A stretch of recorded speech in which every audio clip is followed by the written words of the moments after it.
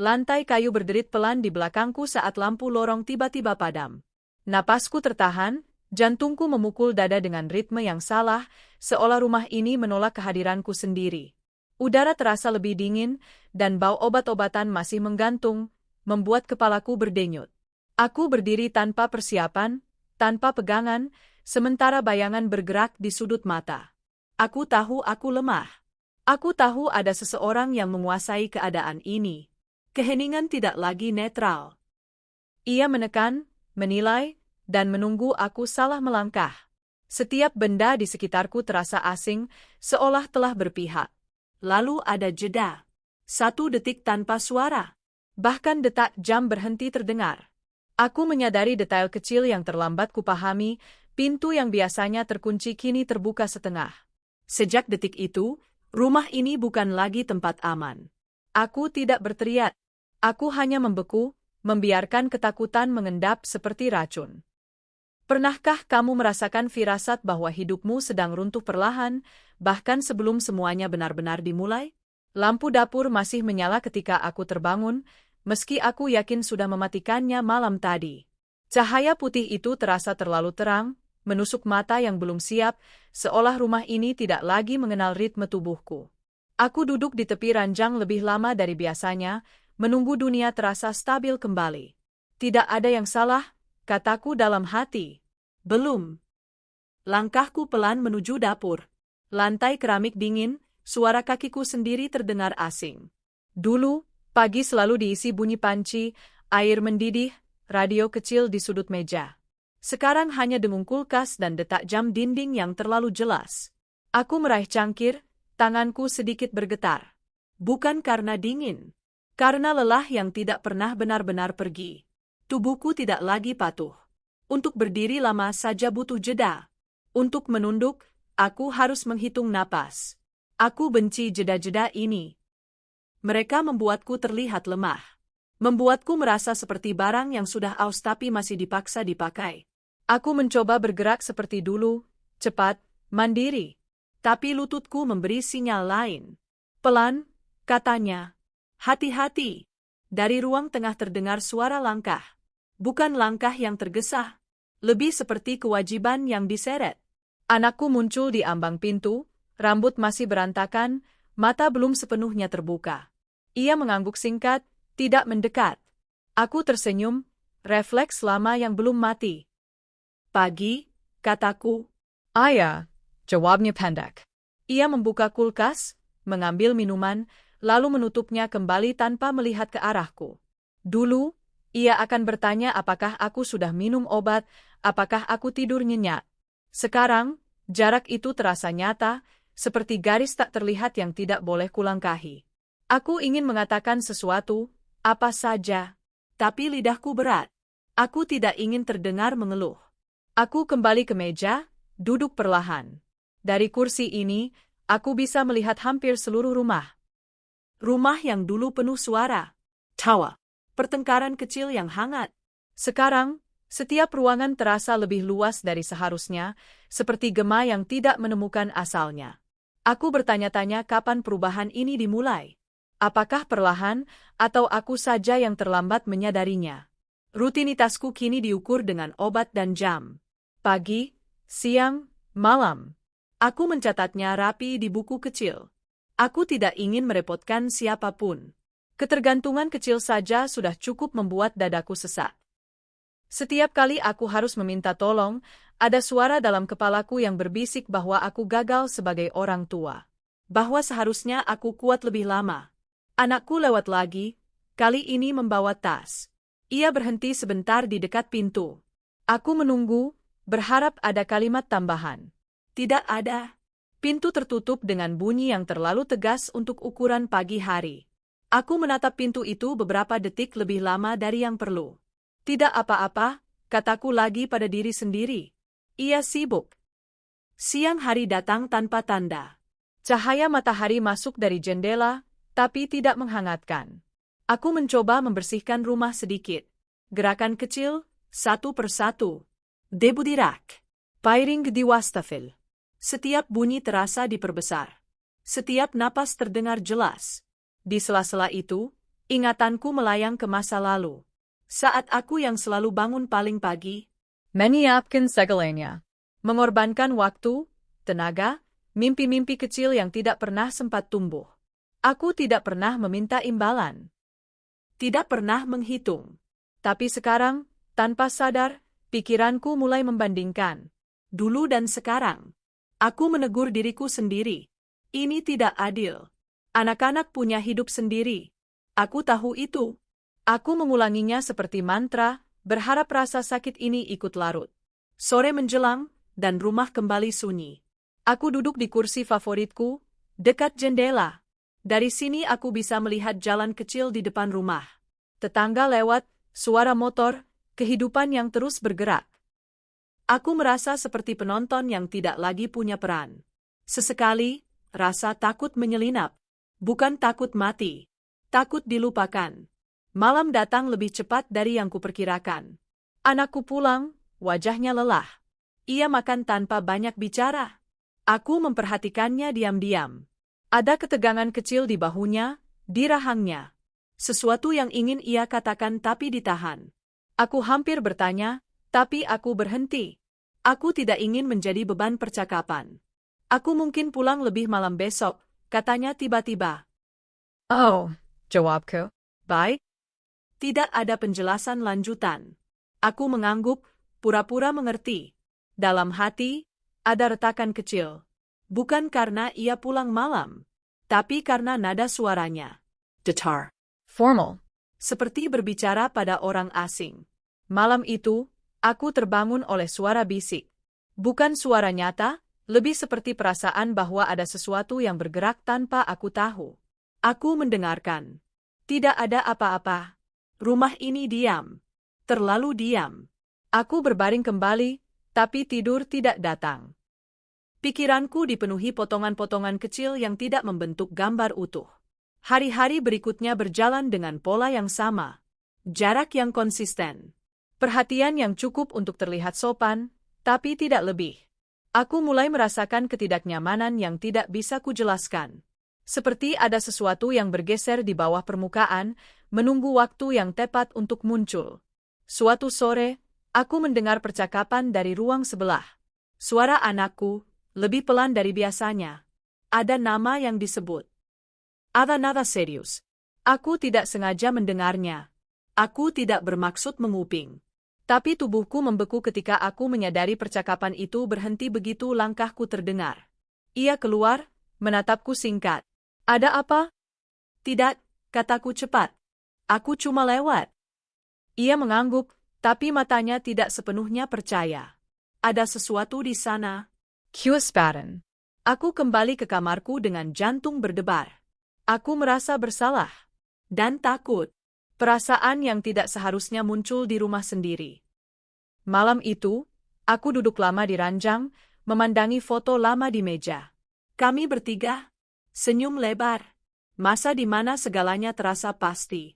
Aku menyentuh bingkai foto itu pelan, seolah bisa merasakan kembali kehangatan yang dulu nyata.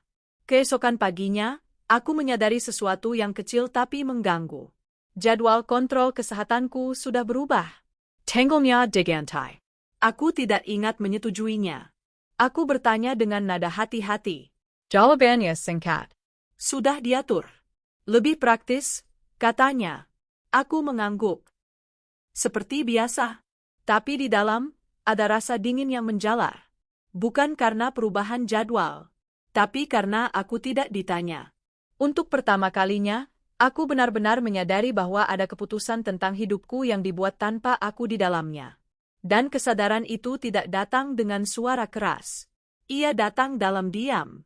Retakan kecil itu tidak lagi bisa diabaikan. Ponselku bergetar di atas meja, sekali, lalu berhenti. Seperti orang yang sengaja mengetuk pintu, memastikan aku sadar ada sesuatu, lalu mundur sebelum dibuka.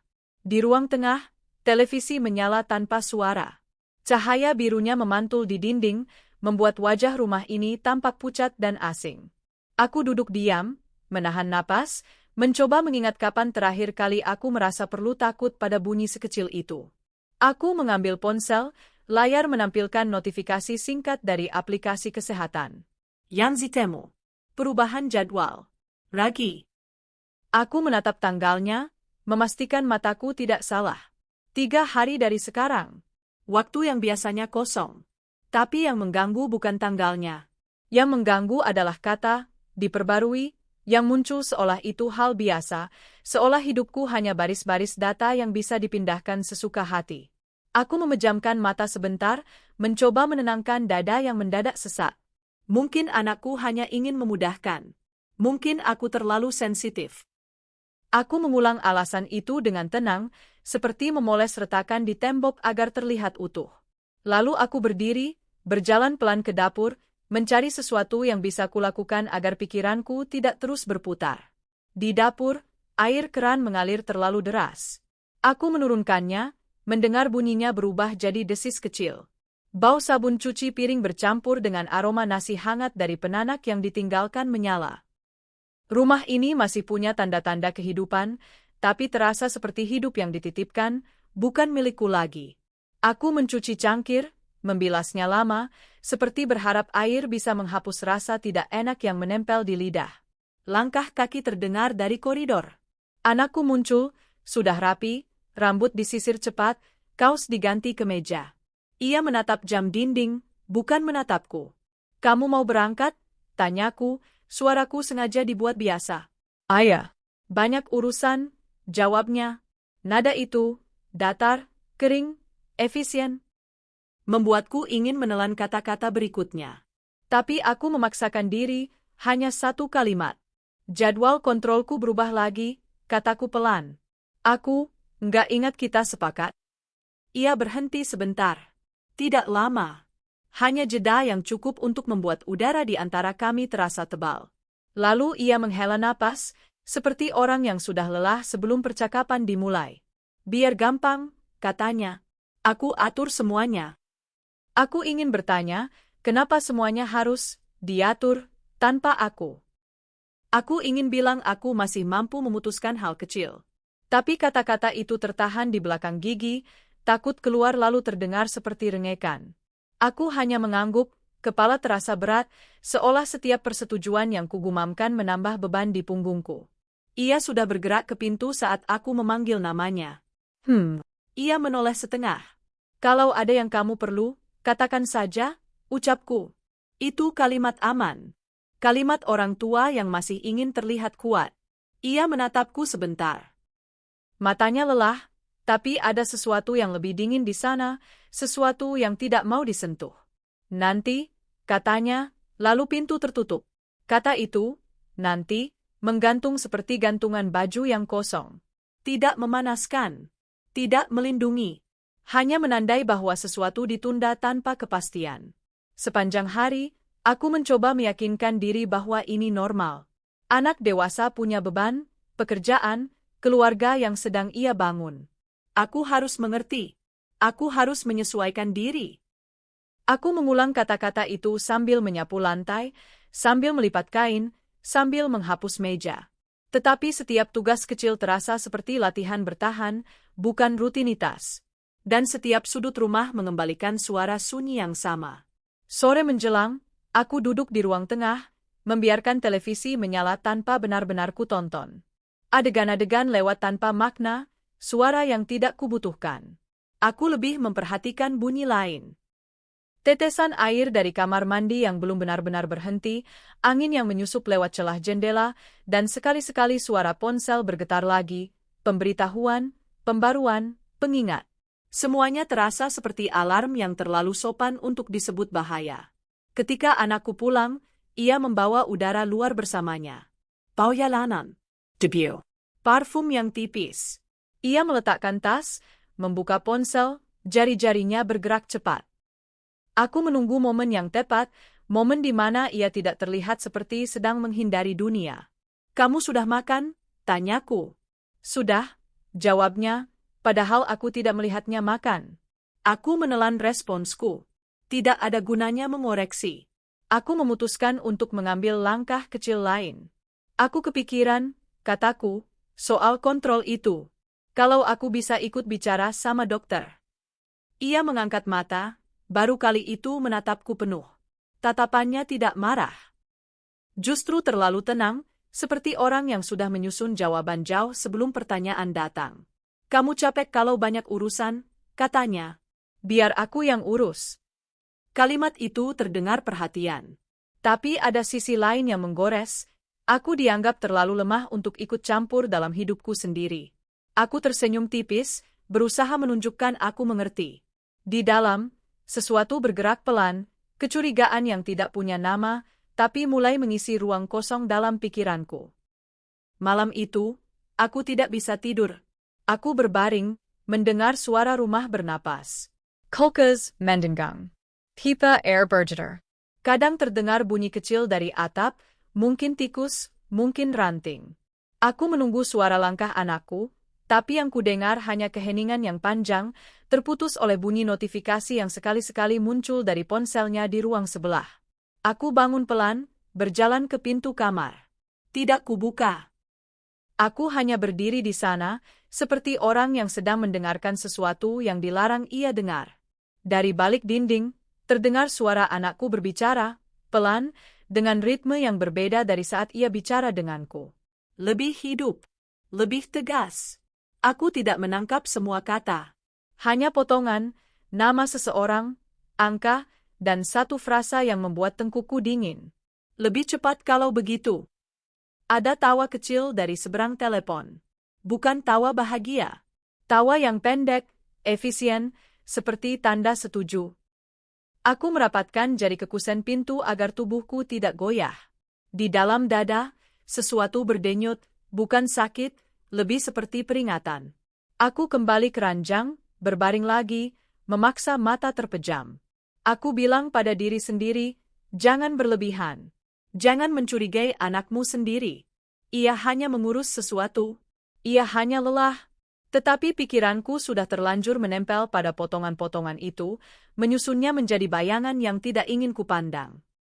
Keesokan paginya, aku membuat teh lebih lama dari biasanya, menunggu air mendidih sambil menatap pantulan wajahku di kaca jendela dapur. Wajah itu tampak lebih tua dari yang kuingat. Kulit di bawah mata menggelap. Beberkepukit. Aku terlihat seperti orang yang sudah menyerah, padahal aku belum ingin menyerah. Aku mencoba mengambil kembali kendali lewat hal kecil. Aku mencari buku catatanku, tempat aku menulis jadwal obat, jadwal kontrol, dan nomor-nomor penting. Buku itu biasanya ada di laci dekat meja makan. Laci itu kosong. Aku membuka laci lain. Kosong. Aku menahan napas, merasakan panas kecil naik ke tenggorokan. Mungkin aku memindahkannya, pikirku. Mungkin aku lupa. Aku mencari pelan, tidak ingin panik. Aku mengangkat tumpukan majalah. Aku membuka lemari kecil. Aku memeriksa tas kain yang sering kupakai. Tidak ada. Aku duduk di kursi, menatap meja yang bersih. Aku bisa merasakan detak jantungku di ujung jari. Sesuatu yang sederhana. Sebuah buku kecil, mendadak terasa seperti bukti bahwa ada bagian hidupku yang sudah diambil. Saat anakku keluar kamar, aku memanggilnya. Suaraku pelan, hampir memohon agar percakapan ini tetap aman. Kamu lihat buku catatanku? Tanyaku. Ia berhenti, menatapku, lalu berjalan ke arah meja dengan langkah yang tidak terburu-buru. Ia membuka tasnya, mengeluarkan buku itu, dan meletakkannya di depan aku seperti menaruh barang yang bukan milikku lagi. Aku bawa, katanya. Biar nggak hilang. Aku menatap buku itu. Sampulnya sedikit terlipat, ada bekas jari di sudutnya. Aku ingin bertanya kenapa harus dibawa. Kenapa harus dipindahkan tanpa bilang. Tapi ada sesuatu di wajahnya, ketenangan yang terlalu rapi, yang membuatku takut memecahkan momen ini. Terima kasih, kataku, dan mendengar suaraku sendiri terdengar kecil. Ia mengangguk, seperti urusan sudah selesai. Lalu ia berkata, masih dengan nada yang sama, nanti kalau ada surat-surat, kasih aku aja. Aku simpan. Surat-surat. Kata itu membuat pikiranku melompat. Surat rumah sakit, surat administrasi, surat yang biasanya berisi keputusan. Aku merasakan ujung-ujung jariku dingin. Aku menatapnya, berharap ada senyum, ada tanda bahwa ini hanya perhatian biasa. Tidak ada. Hanya wajah yang lelah, dan mata yang tidak mau tinggal lama. Ia pergi, meninggalkan aku dengan buku itu di tangan, dan rasa yang tidak bisa kutepis lagi. Perlahan, sistem hidupku sedang dipindahkan dari tanganku ke tangan orang lain. Sore itu, saat aku mengambil napas lebih panjang untuk menenangkan diri, ponselku kembali bergetar. Notifikasi baru dari aplikasi yang sama.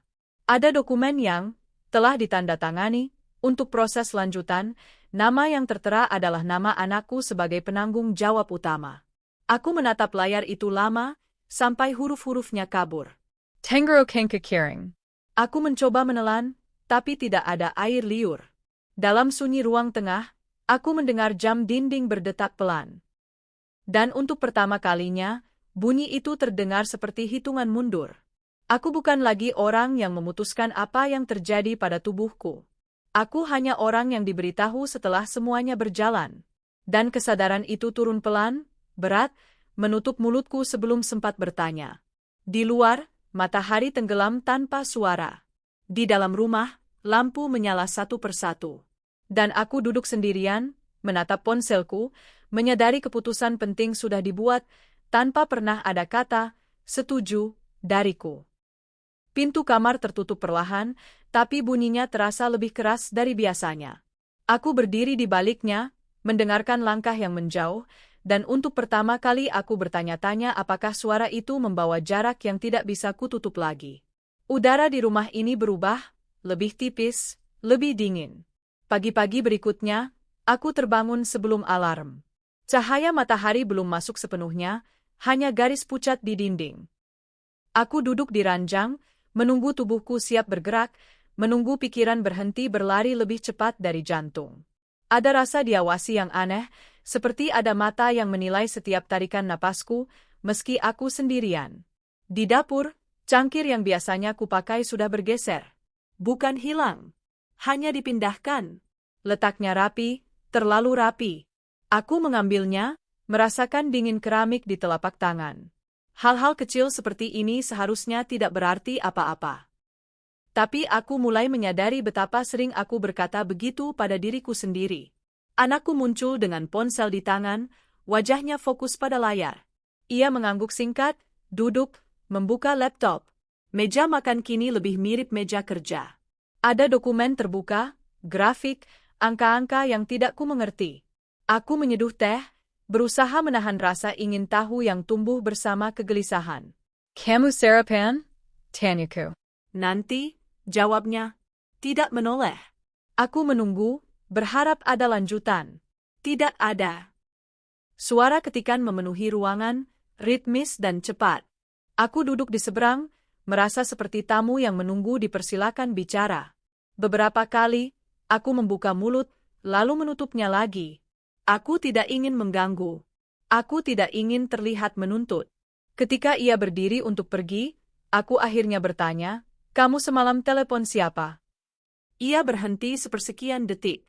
Sangat singkat, tapi aku menangkapnya. Urusan, katanya. Soal administrasi. Administrasi. Kata itu kembali muncul, netral dan dingin. Aku mengangguk, seperti orang yang menerima jawaban logis. Padahal di dalam, ada kebingungan yang mulai mengeras. Administrasi apa yang perlu dibicarakan larut malam? Dan kenapa tidak pernah disebutkan padaku? Hari itu aku mencoba keluar rumah, berjalan sebentar di sekitar lingkungan. Udara pagi menyentuh wajahku, tapi tidak membawa kelegaan. Tetangga yang biasa menyapa kini hanya tersenyum singkat. Beberapa pura-pura sibuk. Seorang ibu yang dulu sering mengobrol berhenti bicara ketika aku mendekat, lalu tersenyum kaku. "Sehat?" tanyanya cepat. Lumayan, jawabku. "Iya," katanya lagi, lalu pamit. Aku berdiri sebentar, merasa seperti ada lapisan kaca tipis di antara aku dan dunia luar. Aku berjalan lebih jauh, sampai kaki terasa berat.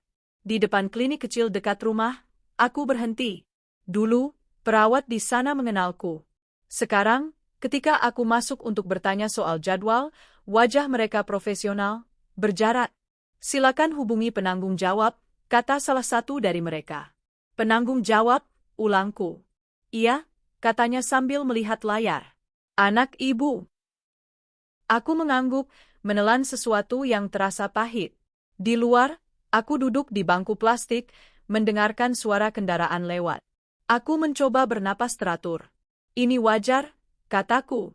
Mereka hanya mengikuti prosedur. Tapi kenapa prosedur itu membuatku merasa seperti orang asing dalam hidupku sendiri? Di rumah, aku mulai mencatat.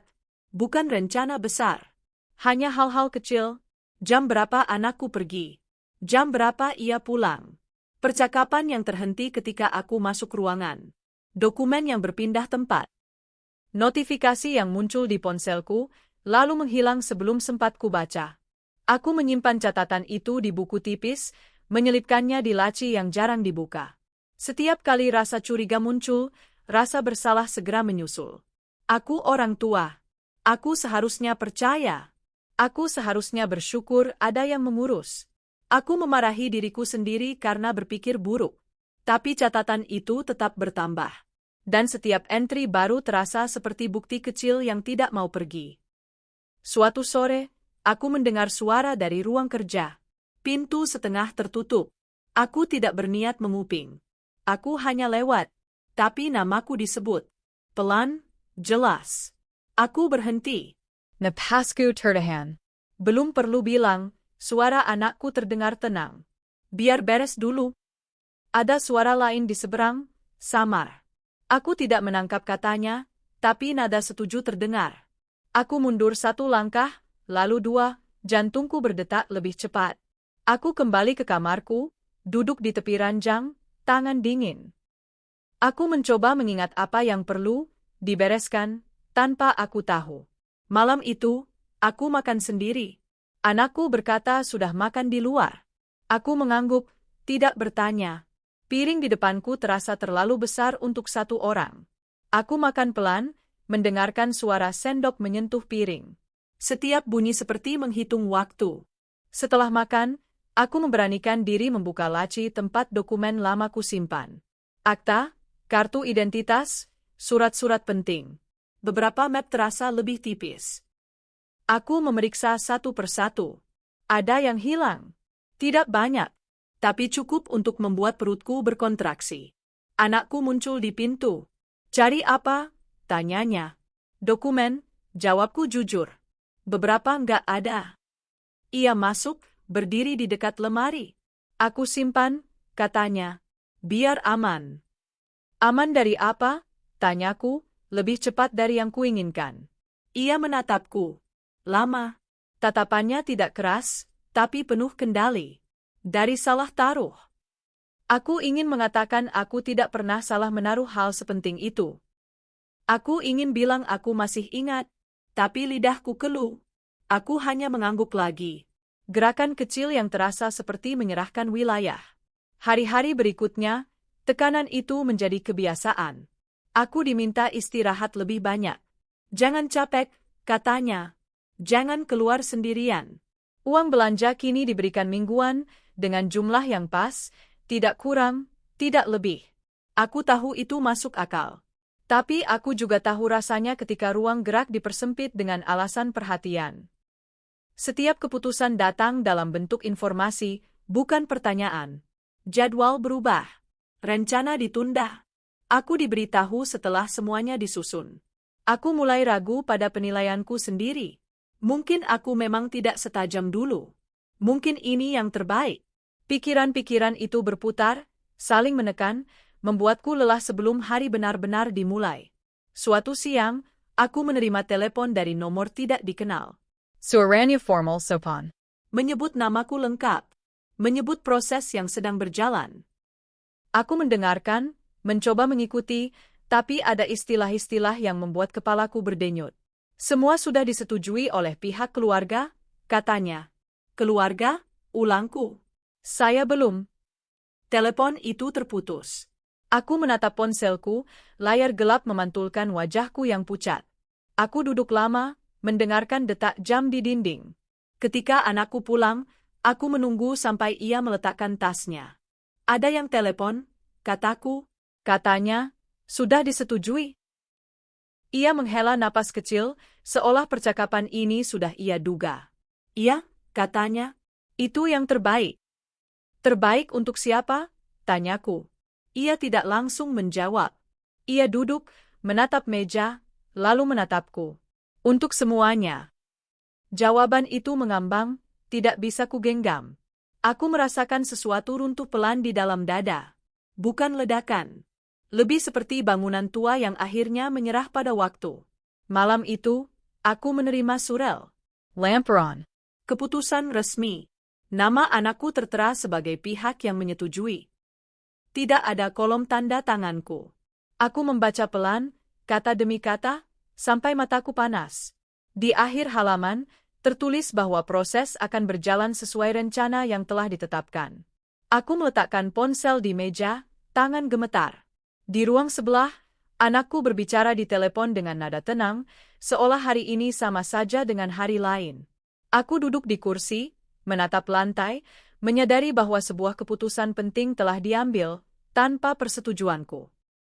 Dan di dalam keheningan rumah itu, rasa cemas berubah menjadi sesuatu yang lebih berat, menunggu untuk pecah. Aku mendengar namaku disebut bukan dengan nada sayang, tapi sebagai masalah. Suara itu datang dari balik pintu yang tertutup, datar dan terukur, seolah sedang membahas barang yang rusak.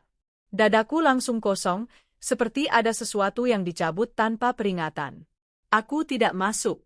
Aku tidak mengetuk.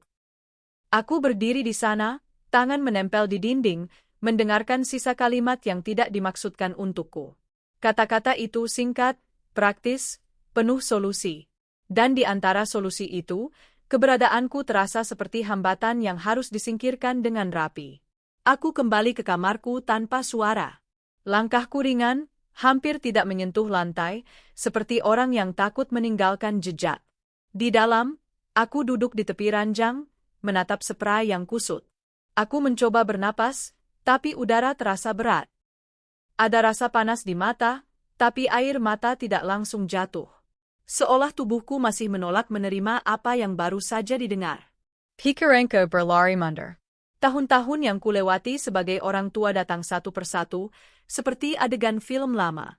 Malam-malam tanpa tidur. Tubuh yang lelah tapi tetap bangun.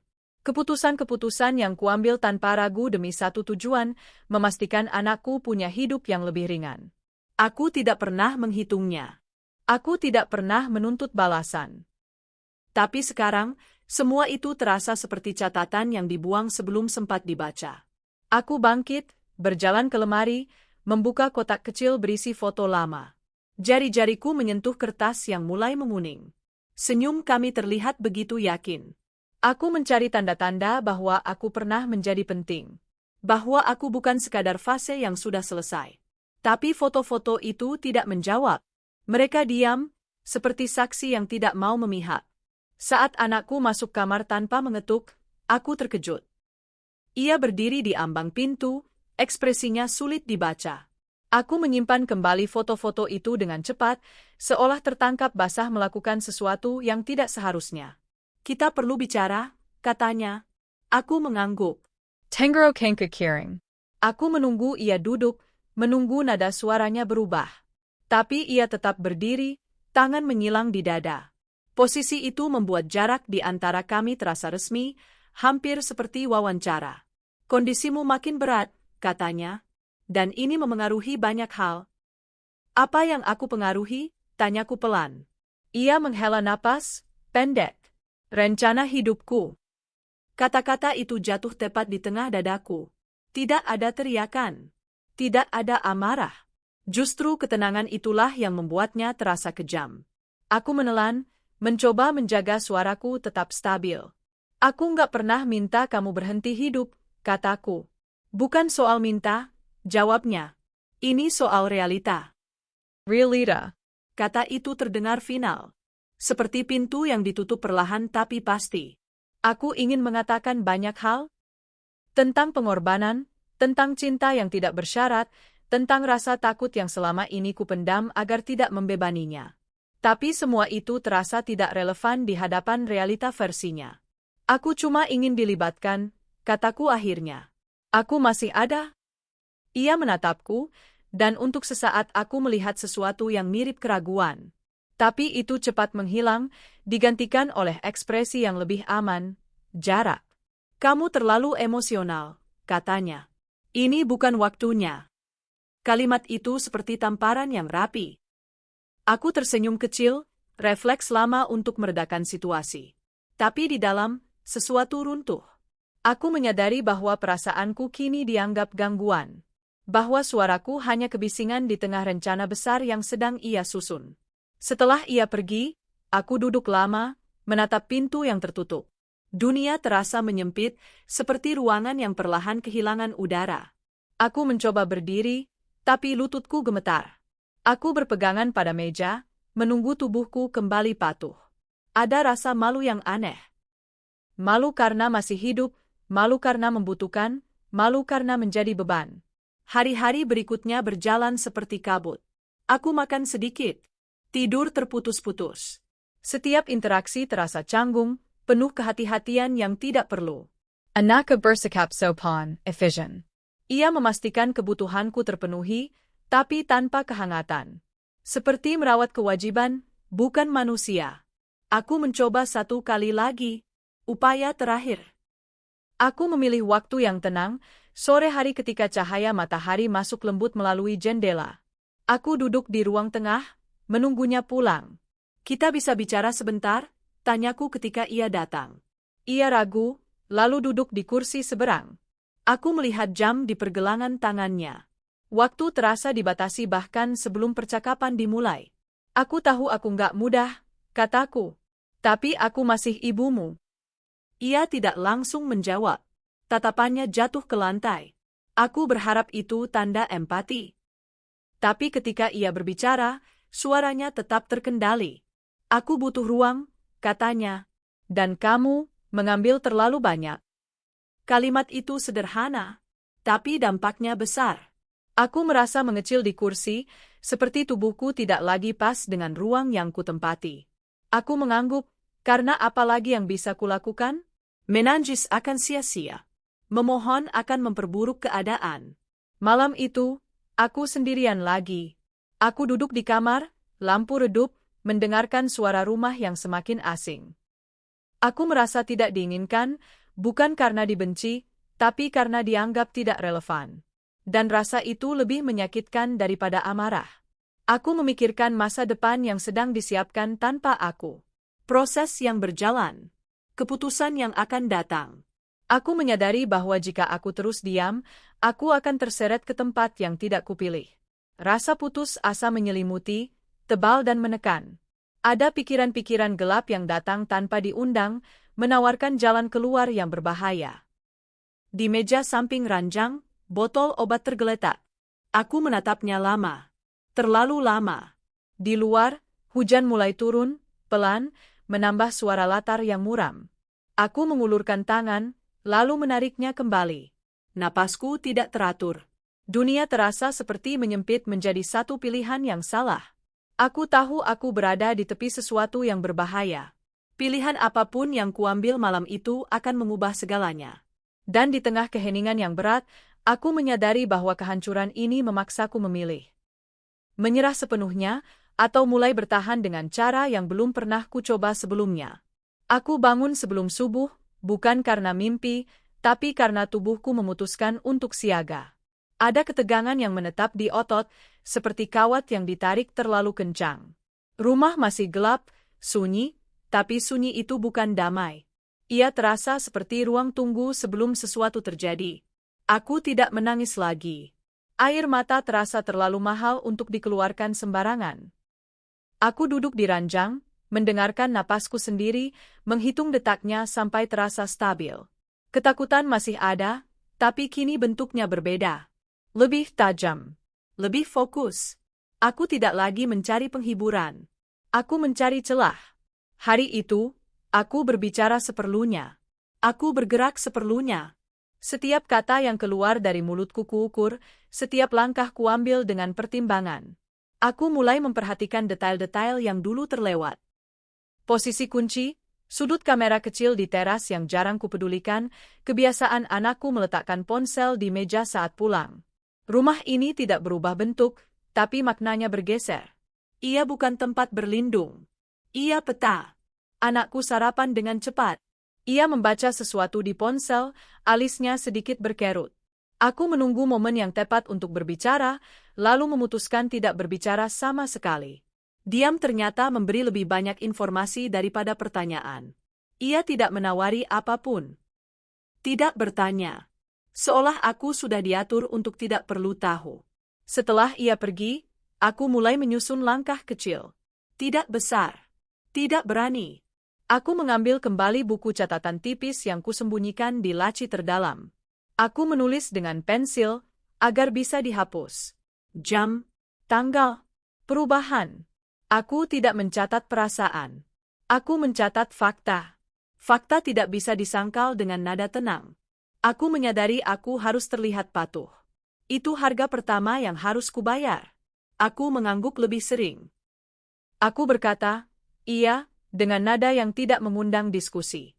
Aku berhenti mengajukan pertanyaan yang membuat alisnya naik. Setiap pengorbanan kecil itu terasa pahit, tapi perlu. Aku menukar harga diri dengan waktu. Waktu adalah satu-satunya mata uang yang kumiliki. Siang hari, aku berpura-pura tidur. Pintu kamarku kubiarkan sedikit terbuka. Aku mendengar langkahnya berhenti sebentar, lalu berlanjut. Aku membuka mata, menatap celah pintu, memperhatikan bayangan yang lewat. Ada rasa diawasi yang kini kuterima sebagai sinyal, bukan ancaman. Jika aku diawasi, berarti aku masih relevan. Dan jika aku relevan, aku masih bisa bergerak. Aku mulai mengamankan hal-hal kecil. Nomor telepon penting kutulis ulang di kertas terpisah dan kuselipkan di balik bingkai foto. Dokumen yang tersisa kuletakkan di tempat yang tidak terpikirkan orang lain, di antara buku-buku lama yang berdebu. Aku menghafal tanggal-tanggal, nama-nama, istilah yang sering disebutkan. Aku melatih ingatan seperti otot yang lama tidak dipakai. Sore itu, anakku pulang lebih cepat. Aku mendengar pintu terbuka, lalu ditutup pelan. Ia berdiri di ruang tengah, menatap sekeliling, seperti memastikan sesuatu. Aku duduk di kursi, tangan di pangkuan, wajahku netral. Kamu kemana tadi? Tanyanya. Ke kamar, jawabku. Pendek. Benar. Ia mengangguk, tapi matanya menyapu ruangan. Aku menahan napas, menjaga tangan agar tidak bergerak. Keheningan berlangsung beberapa detik terlalu lama. Lalu ia berkata, istirahat yang cukup. Ja, kataku. Ia masuk ke ruang kerja. Aku baru bernapas setelah pintu itu tertutup. Tubuhku gemetar kecil, lalu tenang kembali. Aku tahu aku sedang berjalan di tali tipis. Satu kesalahan kecil bisa membuat semuanya runtuh. Malam hari, aku melakukan kesalahan itu. Aku membuka ponselku untuk memeriksa surel, terlalu lama. Layar menyala ketika ia lewat di belakangku. Aku menutupnya cepat, refleks yang bodoh. Ia berhenti. Kamu buka apa? Tanyanya. Berita, jawabku. Terlalu cepat. Ia mendekat, berdiri di sampingku. Aku bisa mencium aroma sabunnya, terlalu dekat. Ia menatap layar yang kini gelap, lalu menatapku. Senyum tipis muncul, tapi tidak sampai ke mata. Jangan capek-capek mikir, katanya. Biar aku urus. Kalimat itu seperti pisau yang dilapisi kain. Aku tersenyum, memaksakan wajahku rileks. Aku cuma baca. Ia mengangguk lagi. Mengangguk yang sama seperti sebelumnya. Terkendali. Menguasai. Ia berjalan pergi, meninggalkan udara yang terasa berat. Aku duduk diam, menyadari betapa dekat aku dengan terbongkarnya niatku. Malam itu, aku tidak tidur. Aku berbaring, menatap langit-langit, menghitung retakan kecil di cat. Aku memutar ulang setiap gerakan, setiap kata. Aku harus lebih hati-hati. Aku harus menjadi lebih kecil. Lebih tidak terlihat. Ketakutan kini bukan lagi gelombang yang menghantam. Ia arus yang mengalir pelan, menuntut konsentrasi. Keesokan harinya, aku berpura-pura sakit kepala. Aku meminta izin untuk berbaring lebih lama. Ia setuju tanpa banyak tanya. Itu memberiku waktu. Aku menggunakan waktu itu untuk mendengarkan. Dari balik pintu, aku menangkap potongan percakapan telepon. Nama-nama disebut. Tanggal diulang. Ada kata, final. Aku mencatatnya dalam kepala, mengunci informasi itu di tempat yang tidak bisa diambil siapapun. Aku tahu aku tidak bisa melawan langsung. Aku tidak punya tenaga, tidak punya posisi. Yang kupunya hanya kesabaran dan kemampuan untuk bertahan tanpa terlihat. Aku menyiapkan diriku untuk kemungkinan terburuk. Aku membayangkan skenario satu persatu, lalu menyingkirkannya. Panik tidak berguna. Yang berguna adalah rencana sederhana, siapa yang bisa kuhubungi, kemana aku bisa pergi, apa yang bisa kubuktikan. Sore menjelang, aku mendengar bel pintu. Aku terkejut. Kami jarang kedatangan tamu. Anakku bangkit cepat, ekspresinya berubah. Ia membuka pintu, berbicara dengan suara rendah. Aku tidak mendekat. Aku hanya mendengarkan. Ada apa? Tanyanya. Ada berkas, suara lain menjawab. Berkas. Kata itu membuat jantungku berdetak lebih cepat. Aku berdiri perlahan, melangkah satu langkah ke arah lorong, cukup dekat untuk mendengar, cukup jauh untuk tidak terlihat. Ada suara kertas diserahkan.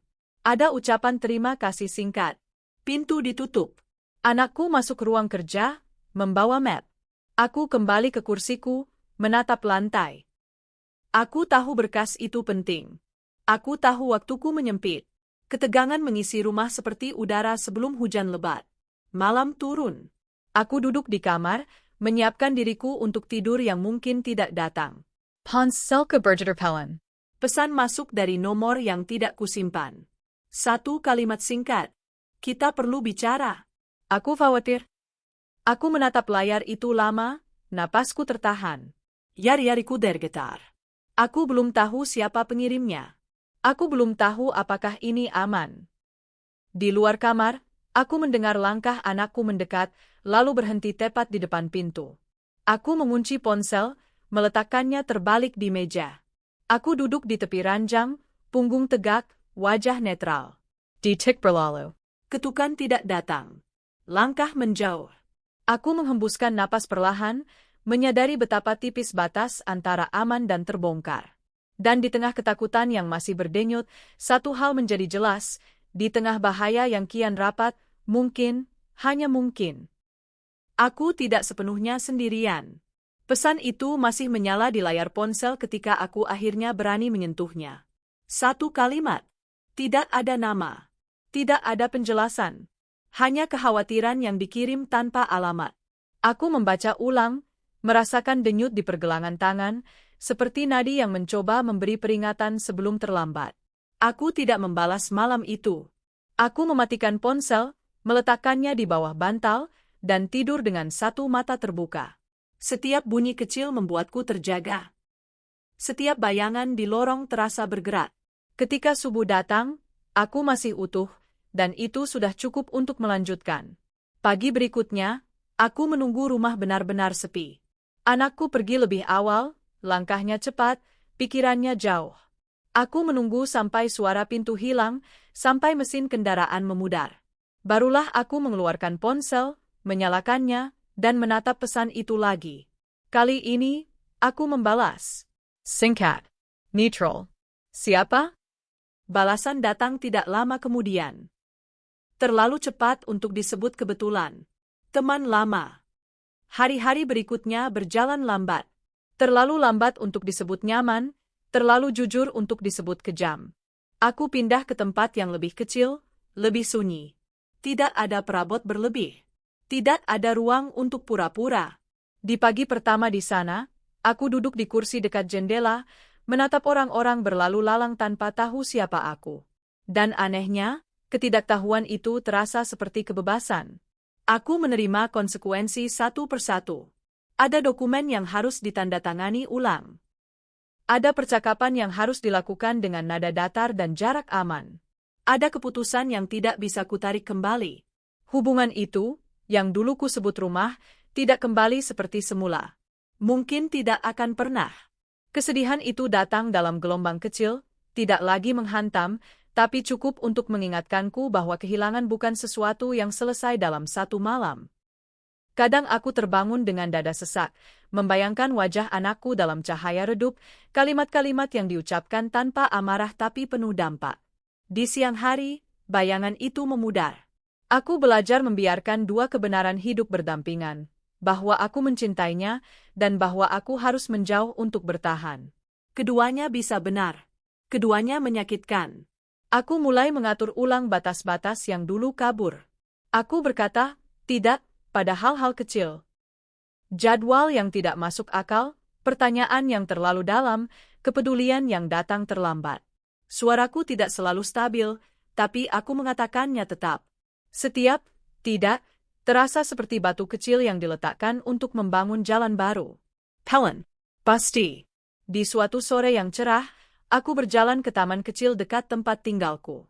Bangku kayu itu dingin saat kududuki. Aku membuka telapak tangan, membiarkan angin menyentuhnya. Ada anak-anak berlari, tawa mereka pecah dan menyebar. Aku tersenyum tanpa rasa iri. Hidup terus berjalan, dan aku masih di dalamnya. Itu cukup. Aku menemui orang-orang yang dulu menjauh. Beberapa menunduk, beberapa tersenyum canggung. Tidak semua minta maaf. Tidak semua perlu. Aku tidak lagi mencari pengakuan dari luar.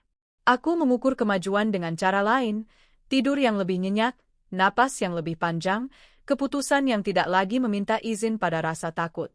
Suatu hari, pesan singkat datang. Nama yang lama tidak muncul. Aisinius singkat. Neutral. Menanyakan kabar. Aku menatap layar lama, membiarkan detik berlalu tanpa desakan. Aku membalas dengan dua kalimat. sopan. Jujur. Tanpa undangan. Setelah itu, ponselku tetap sunyi. Aku tidak menunggu balasan. Aku meletakkannya kembali pada teh yang mulai dingin. Penyembuhan tidak datang sebagai pencerahan. Ia datang sebagai rutinitas. Mencuci piring dengan sabar. Menyiram tanaman yang tumbuh pelan. Mengatur obat dan jam tidur. Mengizinkan diri sendiri lelah tanpa rasa bersalah. Aku belajar bahwa martabat bukan sesuatu yang diberikan, ia dirawat, hari demi hari, lewat pilihan-pilihan kecil yang konsisten. Ada malam-malam ketika kesedihan duduk di sampingku, tidak bicara, hanya hadir. Aku tidak mengusirnya. Aku juga tidak memeluknya. Aku membiarkannya ada sampai ia lelah sendiri. Di balik jendela, kota bernafas dengan ritme yang sama. Aku tidak lagi merasa sendirian di tengahnya. Aku menulis lagi, tapi bukan catatan ketakutan. Aku menulis hal-hal yang kupilih. Apa yang kubutuhkan, apa yang tidak akan kuterima, apa yang layak kutunggu. Tulisan itu tidak indah, tapi ia jujur. Dan kejujuran, ternyata, punya kekuatan yang tenang. Pada suatu pagi, aku berdiri di depan cermin. Wajahku masih menyimpan garis-garis letih. Tapi mataku berbeda. Lebih jernih. Aku mengangkat dagu, bukan untuk menantang siapapun, hanya untuk memastikan diriku sendiri ada di tempat yang tepat. Aku tidak sempurna. Aku juga tidak hancur. Aku utuh dengan cara yang baru. Aku tahu ada hal-hal yang tidak bisa diperbaiki. Ada hubungan yang hanya bisa diterima sebagai cerita selesai. Menerima bukan berarti membenarkan. Ia berarti berhenti menggadaikan hidup hari ini demi masa lalu yang tidak akan kembali. Aku memilih hari ini. Aku memilih langkah berikutnya. Sore itu, aku menutup jendela, mematikan lampu, dan duduk dalam keheningan yang tidak mengancam. Tidak ada ketegangan yang menunggu di balik pintu. Tidak ada rencana rahasia yang harus kusembunyikan. Hanya aku, napasku, dan waktu yang kembali berjalan dengan kecepatannya sendiri. Kisah ini tidak berakhir dengan pelukan besar atau janji manis. Ia berakhir dengan sesuatu yang lebih jujur, ketenangan yang pahit namun kokoh. Aku hidup dengan sisa-sisa yang ada, dan dari sana, aku membangun makna yang tidak bergantung pada siapapun. Tidak ada cliffhanger. Tidak ada sorat. Hanya keputusan yang berdiri tegak di dalam diam, dan untuk pertama kalinya, diam itu aman.